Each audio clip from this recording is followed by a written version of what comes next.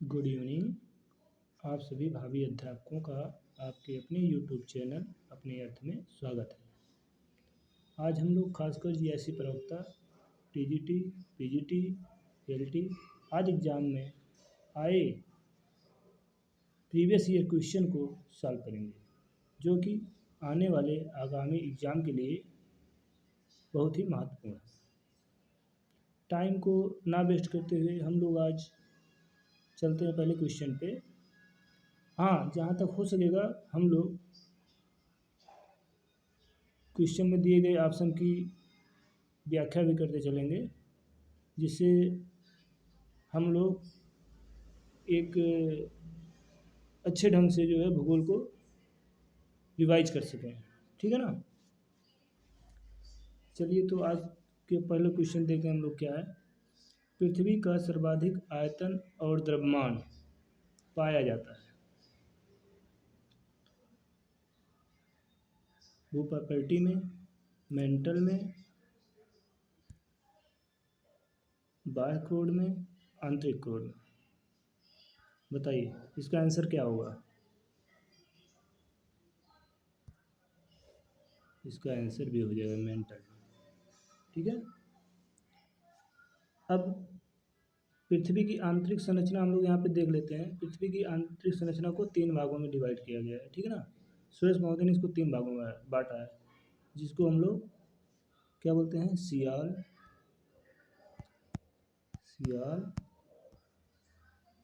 सीमा और निफे। एडवर्ड सुरेश महोदय ने इसको बांटा है निफे। ठीक है ना। क्योंकि सियाल में क्या होता है,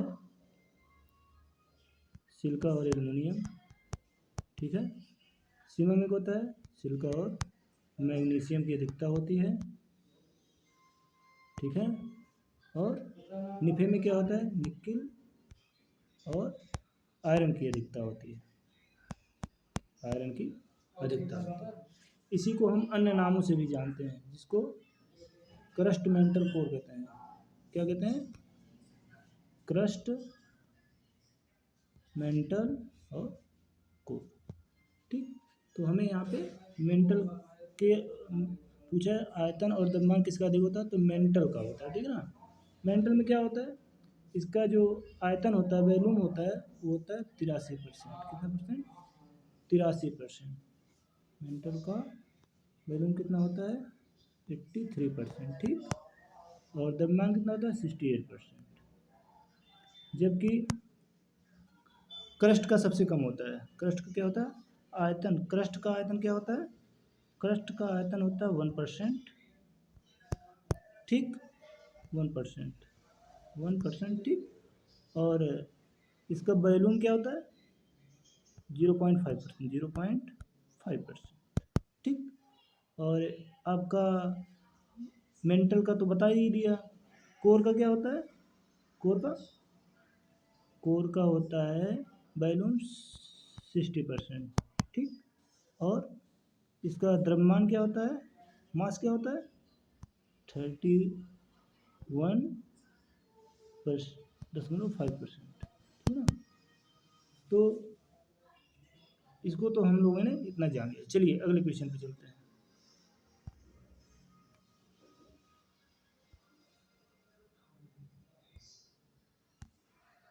अगला क्वेश्चन क्या है, अत्यधिक बलन के परिणाम स्वरूप होता है। अगर चट्टानों में अत्यधिक बलन हो जाता है तो उससे किस चीज़ का निर्माण होता है, विलोम भ्रंश, जिसको व्युत्क्रम भ्रंश भी बोलते हैं या उत्क्रम भ्रंश भी बोलते हैं। ठीक है ना। जियोसिंक्लाइन, नैपे निर्माण। तो इस क्वेश्चन का आंसर क्या होगा, ऑप्शन नंबर सी, नैपे। क्या होगा, नैपे। ठीक। नैपो को और हम किस नाम से जानते हैं, इसको हम लोग बोलते हैं ग्रीवा खंड। क्या बोलते हैं, ग्रीवा खंड के नाम से भी जानते हैं नैपे को। कैसे बनता है, जब दो समानांतर जो है, ठीक है ना, बलन की भुजाएं होती हैं, जो बलन की भुजाएं जब समानांतर होती हैं और उनमें अत्यधिक मोड़ पड़ जाता है, और एक भुजा टूट के दूसरे भुजा के ऊपर कहीं दूर चली जाती है, ठीक है ना, तो उसी को हम लोग क्या बोलते हैं, ग्रीवा खंड के नाम से जानते हैं। ठीक, जियोसिंक्लाइन आप लोग जानते होंगे, ठीक है ना, पर्वतों की उत्पत्ति से संबंधित कोबर महोदय ने, ठीक है ना, जियोसिंक्लाइन जो है की व्याख्या किया था। ठीक, चलिए अगले क्वेश्चन पे चलते हैं हम लोग।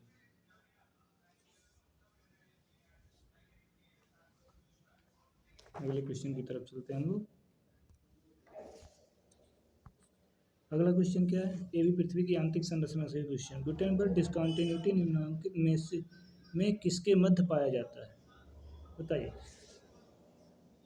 पृथ्वी की आंतरिक संरचना की बात कर रहा है, तो ऊपरी क्रोड तथा निचला क्रोड, मेंटल और क्रोड, और प्रॉपर्टी और मेंटल, ऊपरी मेंटल और निचला मेंटल। बताइए इसमें क्या होगा, बताइए क्या होगा।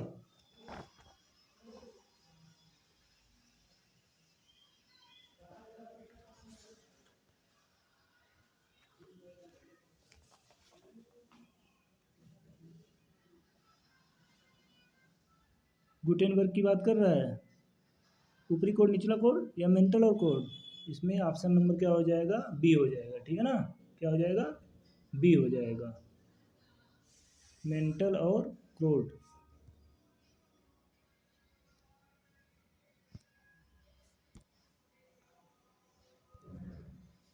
जिसकी हम लोग थोड़ा सा व्याख्या कर लेते हैं। अब क्या है, पृथ्वी की आंतरिक संरचना के बारे में हम लोग थोड़ा सा देख लेते हैं, डिस्कंटिन्यूटी के बारे में।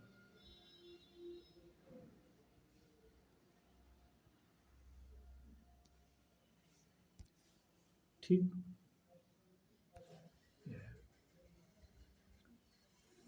अब इसको पहले हम लोग पृथ्वी की आंतरिक संरचना कितने भागों में बांटा जाए, 3 भागों में। एक भाग एक हुआ क्रस्ट, मेंटल और कोर। ठीक, अब देखिए यहाँ पे क्या है कि कह रहा है गुटेनबर्ग डिस्कंटिन्यूटी की बात कर रहा है, ठीक है ना, तो ये हो जाता है आपका मोहो डिस्कंटिन्यूटी, और ये क्या हो जाता है, गुटेनबर्ग डिस्कंटिन्यूटी। गुटेनबर्ग डिस्कंटिन्यूटी ये संक्रमण जोन होता है, ठीक है ना, मेंटल और क्रस्ट के बीच का संक्रमण जोन गुटेनबर्ग। ठीक, और ये मोहो किसके बीच पाई जाती है, क्रस्ट और मेंटल के बीच। कभी कभी एग्जाम में ऐसा भी दे देता है, ऊपरी क्रस्ट निचली क्रस्ट या ऊपरी मेंटल, ठीक है ना, तो क्रस्ट को भी 2 भागों में बांटा जाता है ऐसे ऐसे, ठीक है ना, मेंटल को भी 2 भागों में बांट दिया जाता है, और कोर को भी 2 भागों में बांट दिया जाता है। ठीक, अब ये तो हो गया मोहो और गुटेनबर्ग। इसके अलावा भी 3 डिस्कंटिन्यूटी पाई जाती है, ऊपरी क्रस्ट और निचली क्रस्ट के बीच कोनोरॉड डिस्कंटिन्यूटी, ठीक है ना, और ऊपरी मेंटल और निचली मेंटल के बीच रेपटी, रेपटी, ठीक है ना, ये कोनोरॉड हो जाएगा, ये रेपटी हो जाएगा, और यहाँ पे ऊपरी कोर और निचली कोर के बीच कौन सी डिस्कंटिन्यूटी हो जाएगी, लेहमैन डिस्कंटिन्यूटी, लेहमैन, ठीक है ना, लेहमैन। तो यहाँ तक तो आप लोगों का क्लियर हो गया होगा। चलिए अगले क्वेश्चन की तरफ चलते हैं। कह रहा है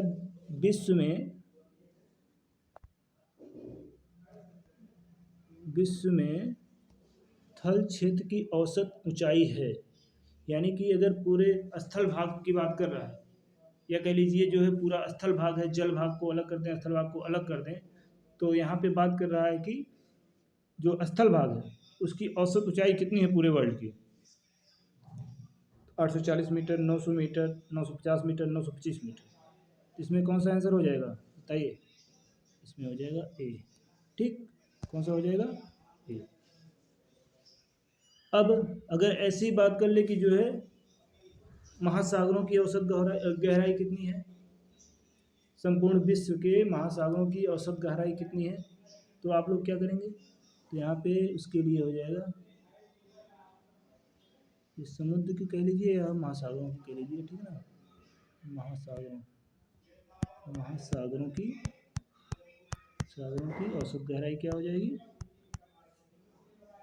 औसत औसत गहराई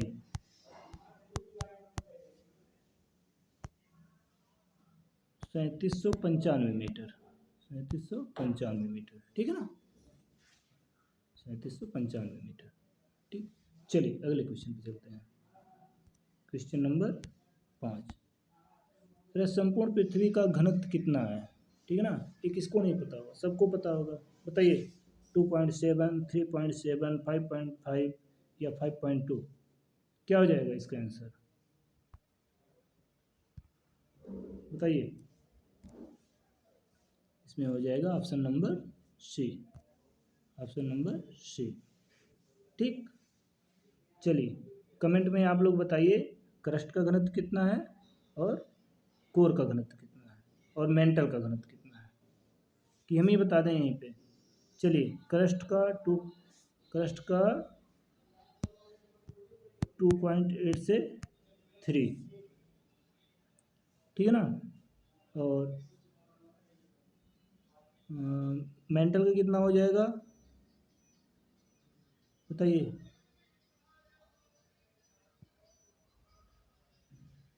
5.5 के आसपास हो सकता है इसका, ठीक है ना।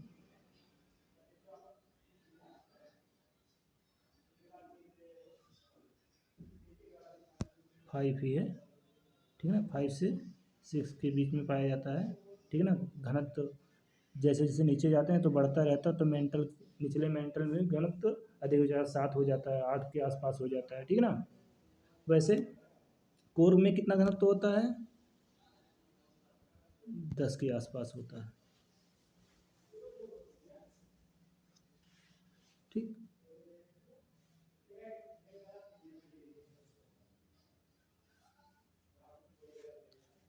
चलिए अगले क्वेश्चन पे चलते हैं।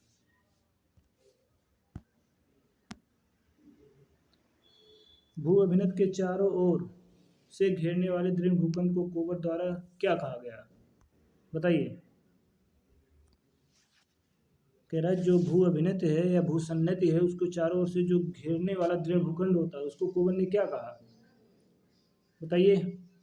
ओरोजन कहा, प्राइरम कहा, या स्वेसेनबर्ग कहा, या फिर क्रेटोजन कहा। ये क्रेटोजन है, क्या है, क्रेटोजन, क्रेटोजन, क्रेटोजन, ठीक है ना। तो क्या कहा, इसका ऑप्शन हो जाएगा डी, क्रेटोजन, ठीक। इसी को एक अन्य नाम से जानते हैं, इसी को क्या बोलते हैं, अग्रभाग, क्या बोलते हैं, अग्रभाग, ठीक है ना। ऐसे तो है ना जियोसिंक्लाइन, ये क्या है, भू सन्नति है, ठीक। इसमें क्या होता है, नदियों द्वारा लाए गए जो अवसाद होते हैं वो क्या इसी में कहते हैं, जमा होते रहते हैं, ठीक ना। अवसाद जमा होते रहते हैं, जमा होते रहते हैं। इसकी तली समय के साथ धंसती रहती है, जैसे जैसे अवसादों की मात्रा अधिक होती है तली में क्या होता है, धंसा होता है, ठीक है ना।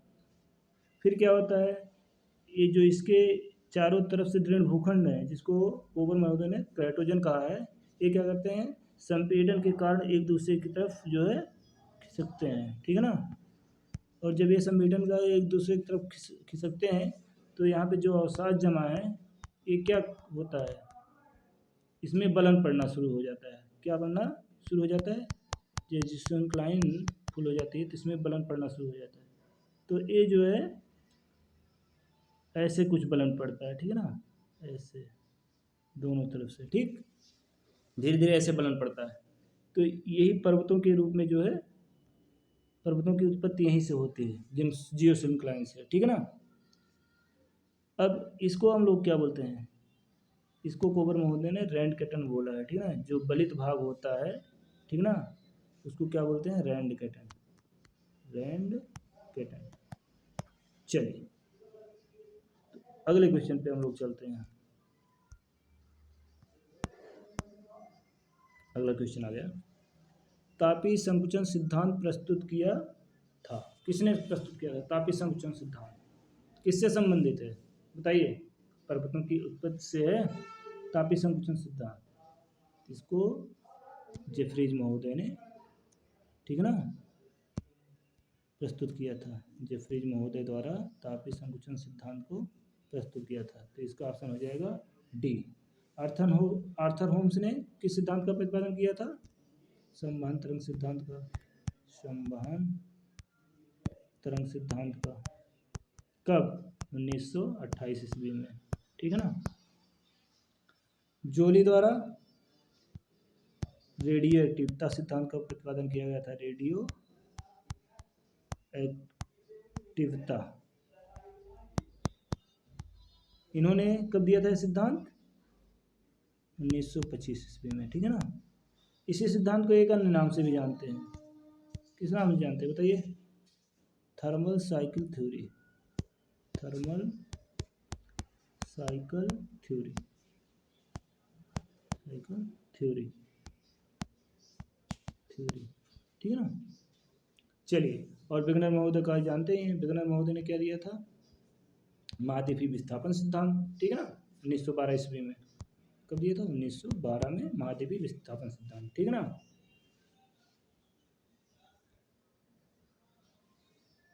तो चलिए अगले क्वेश्चन पे चलते हैं। एक क्वेश्चन तो हम लोग पिछले वीडियो में कर ही चुके हैं। भूकंप के इलास्टिक रिबाउंड सिद्धांत को किसने प्रतिपादित किया था? ठीक है ना, किसने प्रतिपादित किया था इस सिद्धांत को, इलास्टिक रिबाउंड सिद्धांत को?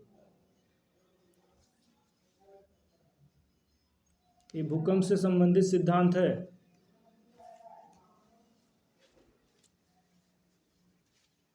बताइए।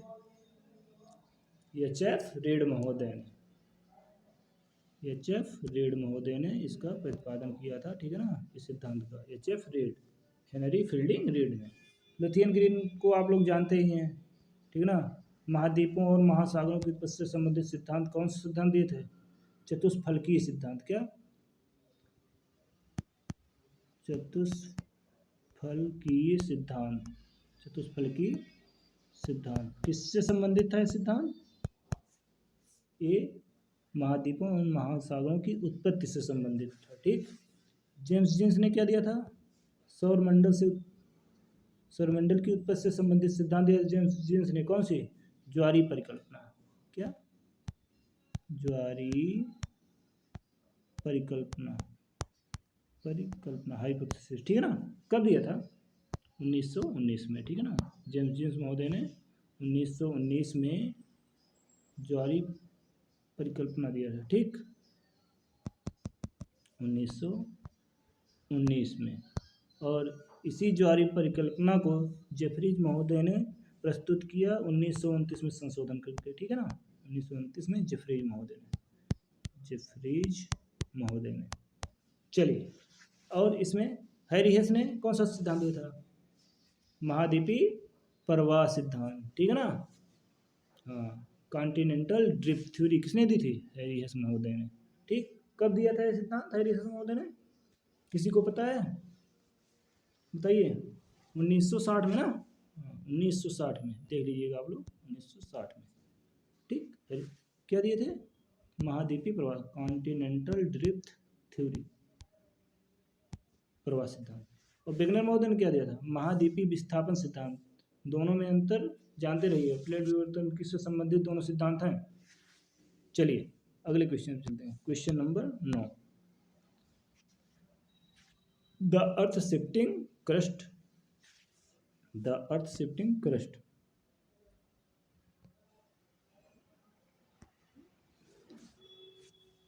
द अर्थ शिफ्टिंग क्रस्ट पुस्तक किसने लिखी? बताइए। पता है किसी को? अल्फ्रेड विग्नर ने, मॉल्टन ने, चार्ल्स वुड ने, या फिर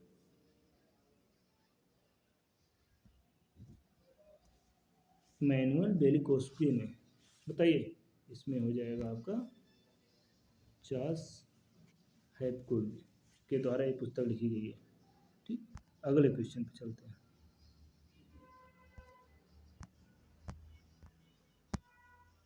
कौन सा युग में सुमेलित है? कौन सा युग्म सुमेलित है? बताइए। लुथियन ग्रीन महाद्वीप, अभी हम लोग इस क्वेश्चन को देख के आ रहे हैं। लुथियन ग्रीन ने कौन सा सिद्धांत दिया था? बताइए। महाद्वीपों और महासागरों की उत्पत्ति से संबंधित सिद्धांत दिए थे, चतुष्फल के सिद्धांत ना। तो ये तो गलत है, सुमेलित पूछ रहा है। क्या पूछ रहा है? सुमेलित पूछ रहा था, ये तो गलत है।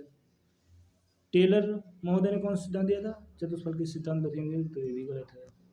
ठीक।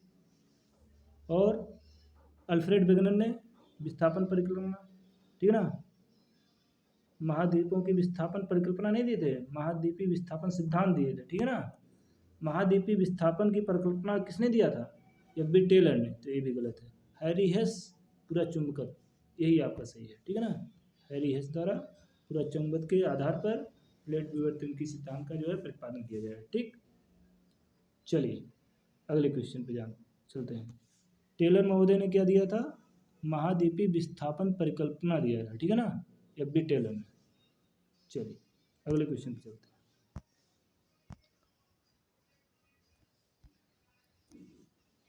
भूदृश्य संरचना प्रक्रम एवं अवस्था का परिणाम है, ये किसका कथन है? पेंग का, डेविस का, हटन का, होम्स का? कमेंट करिए। किसका सिद्धांत है? ये आपका हो जाएगा डेविस महोदय का, ठीक है ना। भूदृश्य संरचना प्रक्रम एवं अवस्था का परिणाम होता है। इन्होंने भौगोलिक अपवर्तन चक्र की संक्रमणता का जो है प्रतिपादन किया। कहाँ के थे? डेविस महोदय, अमेरिकी भूगोलवेत्ता थे। ठीक। भू आकृतिक वैज्ञानिक थे, ठीक है ना। और हटन महोदय ने क्या दिया था? एक रूपतावाद की संकल्पना का प्रतिपादन किया था। एक रूपतावाद की संकल्पना का प्रतिपादन किया था, ठीक, 1785 में, ठीक है ना। वर्तमान भूत की कुंजी है, इनका एक कथन है, वर्तमान भूत की कुंजी, ठीक। और एक कथन इनका और है,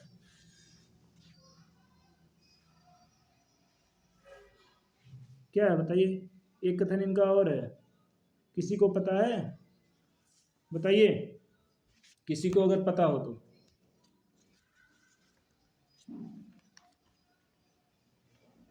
बताइए, कमेंट में जवाब दीजिए। एक कथन इनका और है, वर्तमान भूत की कुंजी है, इसके अलावा भी एक कथन इनका और है, ठीक है ना। ना आदि का पता है और ना अंत का भविष्य। ना आदि का पता है, ना अंत का भविष्य।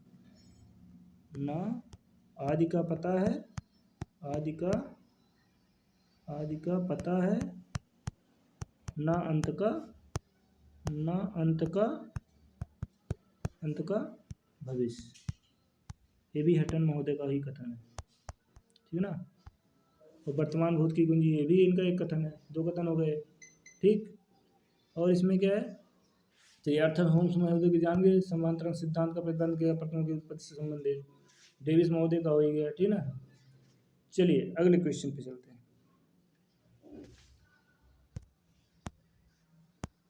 पेंग के आवर्तन चक्र में इट बगलुंग शब्द का अर्थ क्या है? बताइए। विकास, वृद्धि, स्थगित अवस्था, क्या है? क्या है? विकास, क्या है?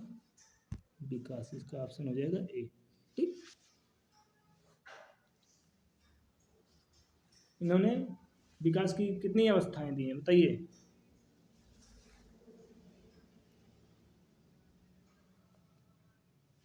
अपवर्तन चक्र सिद्धांत में इन्होंने अपवर्तन चक्र की कितनी भी अवस्थाओं का वर्णन किया है, ठीक।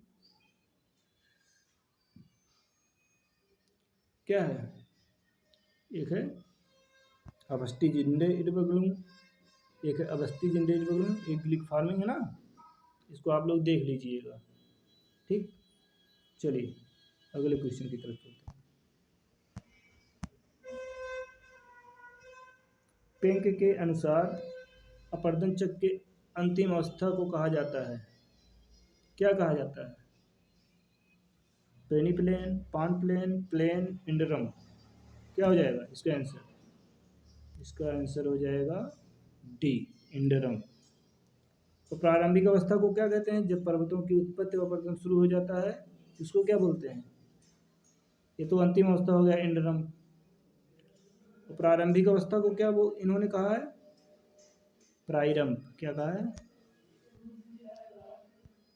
प्राइरम। पेनिप्लेन किसने कहा है अंतिम अवस्था को? अपरदन चक्र की अंतिम अवस्था को पेनिप्लेन किसने कहा है? डेविस महोदय ने। डेविस महोदय ने। पेडिप्लेन किसने कहा है? पेडिप्लेन किसने कहा है? एलसी किंग महोदय ने। एलसी किंग महोदय ने। और पैन प्लेन किसने कहा है? Pan plane. पैन प्लेन किसने कहा है? ये कहें क्रिकर्मे महोदय। क्रिकर्मे महोदय। ठीक है ना? तो यहाँ पे हम लोग इसको देख लिए। अगले क्वेश्चन पे चलते हैं। अगला क्वेश्चन क्या है? गोखुर झील को जाना जाता है बिल्लाबोंग, बायू, मोट झील, उपयुक्त सभी। तो इसमें क्या हो जाएगा बताइए? उपयुक्त सभी। जो गोखुर झील होती है नदी के अपरदन द्वारा बनती है या निक्षेपण द्वारा बनती है? बताइए गोखुर झील का निर्माण कैसे होता है? नदी के अपरदन द्वारा या निक्षेपण द्वारा? निक्षेप जनित स्थल रूप है या फिर अपरदनात्मक स्थल रूप है? ये है निक्षेप जनित। कैसा है? निक्षेप जनित स्थल रूप है। ठीक है ना? निक्षेप जनित। ठीक है ना? गोखुर झील जिसको जो है वायु भी कहते हैं, बिल्लाबोंग भी कहते हैं, मोट झील भी कहते हैं। ठीक, चलिए अगले क्वेश्चन पे चलते हैं। पीडमांट मैदान किसके द्वारा बने हैं? जो पीडमांट मैदान होता है उसका कैसे निर्माण होता है बताइए? पवन द्वारा, ग्लेशियर द्वारा, नदी द्वारा, भौमजल द्वारा। पवन द्वारा होता है, ग्लेशियर द्वारा होता है। बताइए कैसे होता है पीडमांट मैदान का निर्माण? ये कहाँ पाया जाता है? इसका आंसर क्या हो जाएगा बताइए? इसका आंसर हो जाएगा नदी द्वारा। क्या? नदी द्वारा। ठीक है ना? नदी द्वारा। और यहाँ पे क्या होता है? नदियाँ जब जो पर्वतों से निकलती हैं, ठीक है ना, तो उसके गिरपदी क्षेत्रों में चट्टानों को काटते काटते पीछे की तरफ ढकेलती जाती हैं। ठीक है ना? तो वहाँ पे जो समतल कुछ मैदान का निर्माण होता है गिरपदी क्षेत्रों में, ठीक है ना, सपाट मैदान का निर्माण, तो उसी को पीडमांट कहते हैं। तो ये नदी द्वारा है। ठीक है ना? नदियों द्वारा बनता है। कौन सा एक काष्ठ स्थलाकृत, क्या है? काष्ठ स्थलाकृत।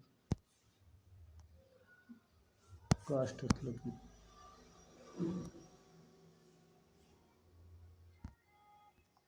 काष्ठ स्थलाकृत यहाँ पे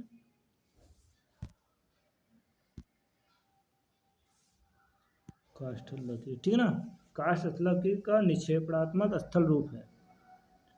यानी कि भूमिगत जल द्वारा काष्ठ क्षेत्रों में जिन स्थल रूपों का निर्माण होता है उसमें निक्षेपात्मक स्थल रूप पूछा है जो निक्षेप द्वारा बनता है, निक्षेपण से बनता है, वो कौन सा है? क्या क्या दिया है देखिए यहाँ पे। टर्बेंट्राइन, क्या दिया है? टर्बेंट्राइन। और क्या दिया है?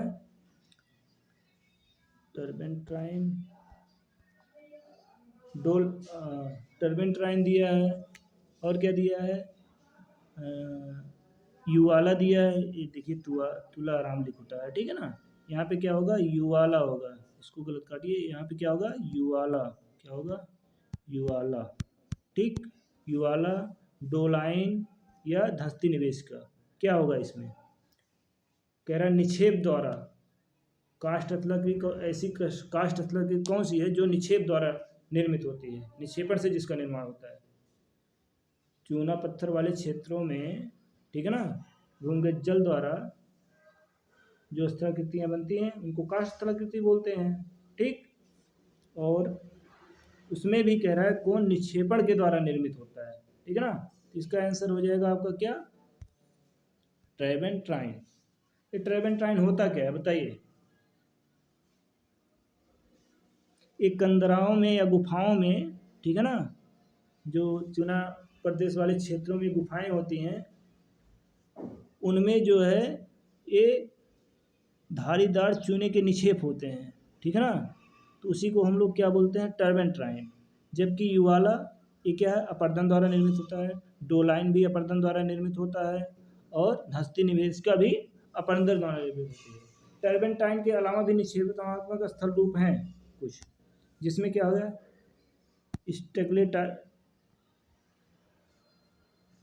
स्टेगलेटाइट और स्टेगलेटाइट और स्टेगलेमाइट, जिसको स्टेगलेटाइट टाइट और स्टेगलेमाइट,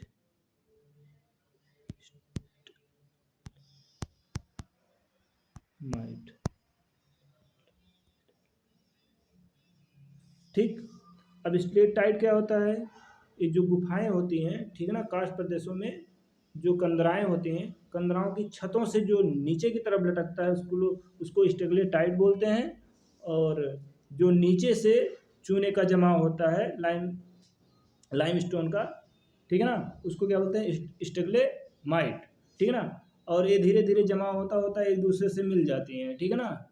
इसी को हम लोग जो है कंदरा स्तंभ भी बोलते हैं। चलिए अगले क्वेश्चन पे चलते हैं।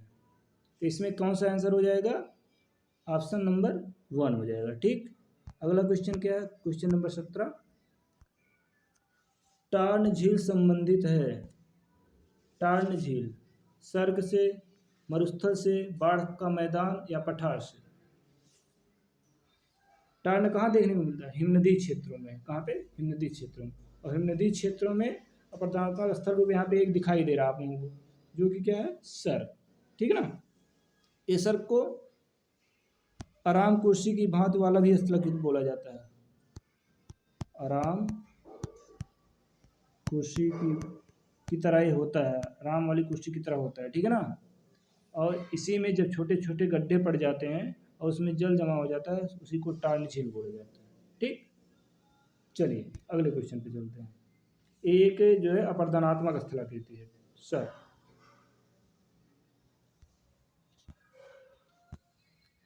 फिर आ गया यहाँ पे उसी से संबंधित, चूना पत्थर क्षेत्र में यानी काष्ठ प्रदेश में कंदराओं के निर्माण के संक्षारण सिद्धांत का प्रतिपादन किसने किया था, बताइए। C.A. Mallet, W.M. Davis, J.H. Gardner, A.C. Swinnerton. बताइए स्विंटर्न कौन किया था, संक्षारण सिद्धांत या अक्षयण सिद्धांत, दोनों एक ही है। क्या है, संक्षारण सिद्धांत या अक्षयण सिद्धांत।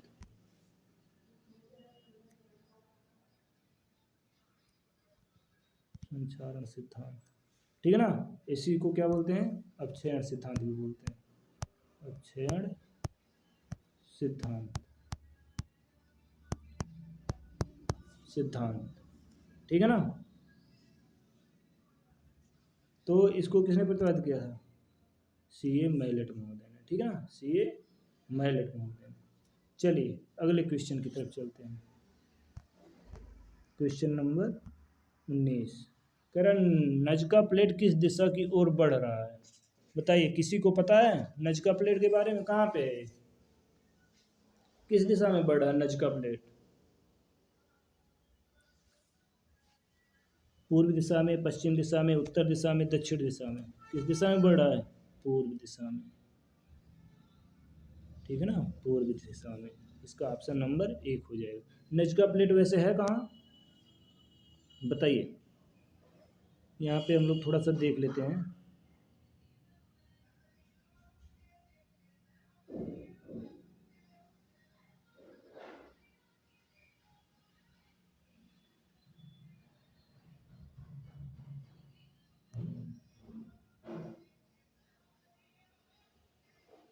देखिए आप लोग,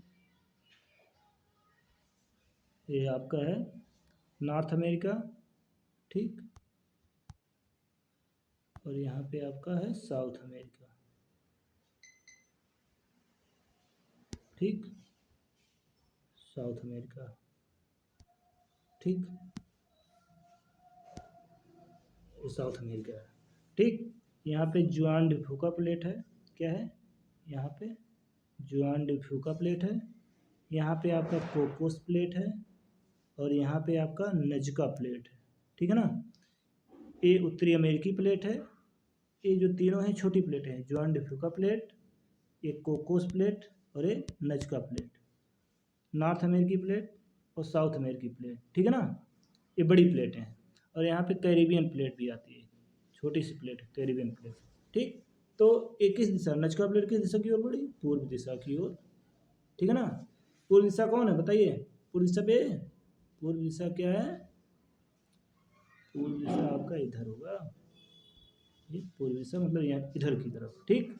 नजका प्लेट इधर, और ये जो दक्षिणी अमेरिकी प्लेट है वो इस साइड में बढ़ रही है, तो जिसके कारण दोनों का टकराव होता है यहाँ पे, और ये क्या होते हैं, इंडीज पर्वत की उत्पत्ति होती है, ठीक है ना। तो नजका प्लेट यहाँ है, लोकेशन आप लोग देख लीजिए। चलिए अगले क्वेश्चन पे चलते हैं, क्वेश्चन नंबर 20 की तरफ। क्वेश्चन नंबर 20, नूतन परिकल्पना के आधार पर किस विद्वान ने वायुमंडल को 2 भागों में विभाजित किया है, ठीक है ना। बताइए, हैविसाइड, नेपेरियर शाह, मार्शल निकोलेट और किनली महोदय। नई परिकल्पना के आधार पर किस विद्वान ने वायुमंडल को 2 भागों में डिवाइड किया है, कितने भागों में, 2 भागों में बात कर रहा है, 2 भागों में, ठीक है ना। तो एक इसका आंसर क्या हो जाएगा, मार्शल निकोलेट, ठीक। मार्शल निकोलेट महोदय ने वायुमंडल को 2 भागों में बांटा है, ठीक। कौन कौन से भाग हैं, हाँ, होमोस्फीयर, एक होमोस्फीयर है, होमोस्फीयर, होमोस्फीयर, और एक क्या है, हेट्रोस्फीयर, क्या है, हेट्रोस्फीयर, हेट्रोस्फीयर, स्फीयर, इसको सममंडल बोलते हैं और इसको विषम मंडल बोलते हैं, ठीक है ना। सममंडल में कौन कौन सी जो है वायुमंडल की परतें आती हैं, क्षोभ मंडल, समताप मंडल, समताप मंडल और मध्य मंडल, ठीक है ना। और विषम मंडल में कौन सी परतें आती हैं, आयन मंडल, यानी कि यहाँ पे जितनी भी गैसें होती हैं आयनिक रूप में पाई जाती हैं, ठीक है ना। अब नेपियर शाह कौन थे, इन्होंने ट्रोपोपाज सीमा का पता लगाया था, ठीक है ना। ट्रोपोस्फीयर की जो ट्रोपोपाज है ऊपरी सीमा, ठीक है ना, उसको ट्रोपोपाज कहते हैं, उसको नेपियर शाह ने पता लगाया था, ठीक। चलिए, कैनली हेविसाइड पर किस, कैनली हेविसाइड ई परत को, ठीक है ना, आयन मंडल में ई परत पाई जाती है, डी परत पाई जाती है, जी परत पाई जाती है, ठीक है ना। तो वहाँ पे ई परत को कैनली हेविसाइड परत बोलते हैं, जबकि एफ परत को क्या बोलते हैं वहाँ पे, एफ्लेटन परत बोलते हैं, ठीक। इसमें आयन मंडल होता है या बहिर्मंडल मंडल होता है विषम मंडल में, इसमें सभी गैसें जो है आयनिक रूप में पाई जाती हैं, आयन के रूप में, ठीक है ना। जैसे ऑक्सीजन हो गया, नाइट्रोजन हो गया, हाइड्रोजन हो गया, हीलियम हो गया, सब आयन के रूप में पाई जाती हैं। जबकि सम मंडल में या होमोस्फीयर में क्षोभ मंडल होता है आपका, समताप मंडल होता है, मध्य मंडल शामिल होता है, ठीक। चलिए अगले क्वेश्चन पे चलते हैं, क्वेश्चन नंबर 21, शुष्क रुद्धोष्म ताप ह्रास दर है, किसको हम लोग शुष्क ताप ह्रास दर बोलते हैं, शुष्क रुद्धोष्म ताप ह्रास दर बोलते हैं, बताइए। 6 अंश सेल्सियस प्रति 1000 मीटर, 6.5 अंश सेल्सियस 1000 मीटर पे, या फिर 9.8 अंश सेल्सियस प्रति 1000 मीटर पे, या फिर 5.5 अंश सेल्सियस प्रति 1000 मीटर पे। बताइए, शुष्क रुद्धोष्म ताप ह्रास दर की बात कर रहा है, इसमें इसका आंसर क्या हो जाएगा आपका, इसका आंसर हो जाएगा ऑप्शन नंबर सी, ठीक है ना, ऑप्शन नंबर सी, 9.8 अंश सेल्सियस प्रति 1000 मीटर, ठीक। इसकी बात करें, जो शुष्क रुद्धोष्म ताप ह्रास दर है, इसमें क्या होता है कि जो है, अगर इसको फ़ारेनहाइट प्रति फीट में कभी कभी एग्जाम में पूछ लिया जाता है, तो इसका हो जाएगा 5 अंश 5 फ़ारेनहाइट प्रति 1000 फीट, 1000 फीट, ठीक है ना, 1000 फीट, इसको फ़ारेनहाइट में बोलते हैं, ठीक। और जो आपका ये 6.5 होता है, 6.5 किसका होता है बताइए? ये होता है इन्वायरमेंटल लैस रेट का, ठीक है ना, या इसको बोलते हैं सामान्य रुद्धोष्म तापपतंदर, ठीक है ना, सामान्य रुद्धोष्म तापपतंदर बोलते हैं, ठीक। और आर्द्र, आर्द्र वाला कौन सा है? आर्द्र वाला आपका ये हो जाएगा, ठीक है ना, या इसको कभी कभी ऑप्शन में आपका 6.6 अंश सेल्सियस प्रति 1000 मीटर भी इसको बोलते हैं, इसको हम लोग आर्द्र बोलते हैं, आर्द्र रुद्धोष्म ताप ह्रास दर, ताप ह्रास दर, ठीक है ना। तो यहाँ पे आपका हो गया शुष्क और सामान्य हो गया, सामान्य, इन्वायरमेंटल को सामान्य बोलते हैं, क्या बोलते हैं? सामान्य, ठीक। इसको आप लोग जो है फ़ारेनहाइट प्रति फीट में, प्रति 1000 फीट में देख लीजिएगा, ठीक है ना, क्योंकि एग्जाम में पूछा जाता है यहाँ पे। चलिए अगले क्वेश्चन की तरफ चलते हैं। क्वेश्चन नंबर 22, बर्कनीज का सिद्धांत किसकी उत्पत्ति से संबंधित है? बताइए। उष्णकटिबंधीय चक्रवात, वायु राशि, शीतोष्णकटिबंधीय चक्रवात, मानसून। तो इसका आंसर क्या हो जाएगा? शीतोष्णकटिबंधीय चक्रवात, ठीक, ऑप्शन नंबर सी। अगले क्वेश्चन पे चलते हैं। दक्षिण पश्चिम मानसून की शुरुआत कौन करता है? एल नीनो, उष्णकटिबंधीय पश्चिमी धाराएं, ध्रुवीय अग्र, या उष्णकटिबंधीय पूर्वी धाराएं। बताइए कौन सी धाराएं करती हैं?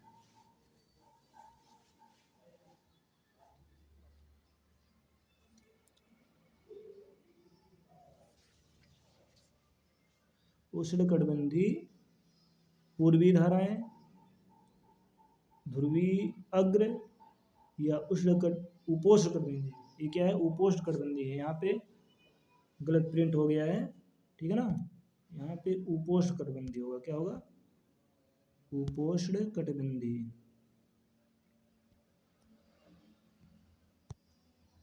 उपोष्णकटिबंधीय,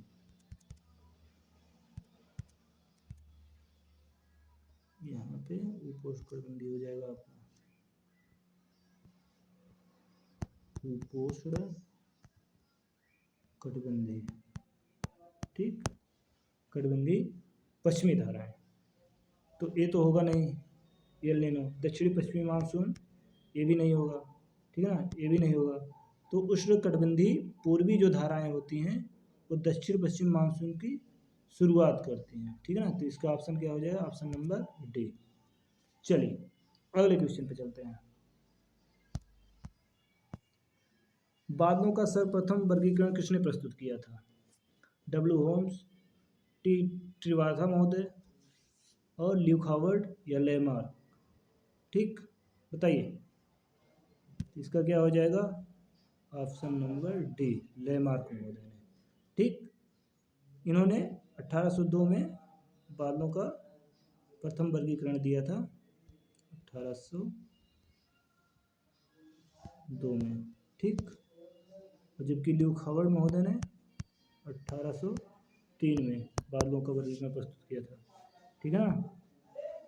चलिए अगले क्वेश्चन पर चलते हैं।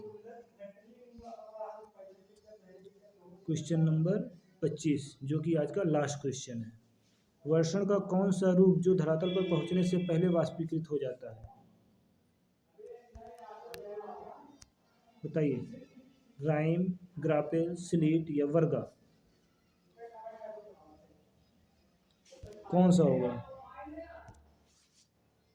ये हो जाएगा वर्गा, क्या हो जाएगा? वर्गा, ठीक, वर्गा। वर्षण का कौन सा रूप जो धरातल पर पहुंचने से पहले वाष्पीकृत हो जाता है? तो क्या हो जाएगा? वर्गा, ठीक है ना। ये अक्सर कहाँ देखने को मिलता है हमें? ठीक, जब चक्रवात आते हैं तो चक्रवातों में जो कपासी वर्षा मेघ होते हैं तो वहाँ पे ऐसी स्थिति हमें देखने को मिलती है। राइम क्या होता है? सुपर कूल्ड वाटर होता है, ठीक है ना। जब कभी भी किसी वस्तु पे यह पड़ता है तो वहाँ पे जमा हो जाता है छोटे छोटे सफ़ेद वर्ष के टुकड़ों के रूप में, ठीक है ना, उसको राइन बोलते हैं। किसी वस्तु के संपर्क में आएगा तो वहाँ पे जमा हो जाता है। ग्रापेल क्या होता है? ग्रापेल बताइए, ग्रापेल पता है किसी को? स्लेट क्या होता है? स्लेट, स्लेट जो होता है ये क्या होता है? स्लेट बताइए। सहिम वर्षा इसको बोलते हैं क्या? सहिम वर्षा, यानी कि वर्षा के साथ में हिम के कण भी होते हैं, बर्फ के कण भी साथ में धरातल पे आते हैं, उसी को क्या बोलते हैं? स्लेट बोलते हैं, ठीक। और ग्रापेल क्या होता है? ग्रापेल को आप लोग कमेंट में बताइए, ग्रापेल क्या होता है, ठीक। आज के लिए बस इतना ही, हम लोग मिलते हैं अगले नेक्स्ट वीडियो में, और उम्मीद है कि आप लोगों को वीडियो पसंद आया होगा। अगर वीडियो पसंद आया है तो चैनल को शेयर एंड सब्सक्राइब करें। Thank you.